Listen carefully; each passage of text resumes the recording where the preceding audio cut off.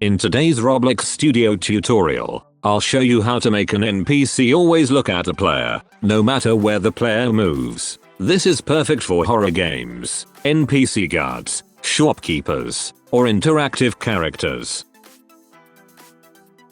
Let's jump straight into Roblox Studio. First, make sure your NPC is a model with a humanoid inside it. If you don't have one, click on Avatar tab and choose Unblock Character. Now move the NPC somewhere away from base plate.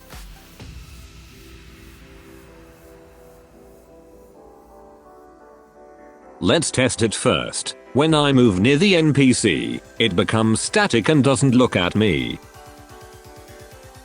Now, stop play and select your NPC model. Click plus button and add a script. Remove default line code and paste this code into the script. You can find the code block in my description. This script finds the nearest player and rotates the NPC smoothly toward them while keeping the NPC upright.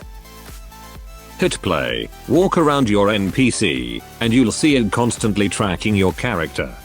You can now use this for creepy NPCs, quest givers, or AI enemies.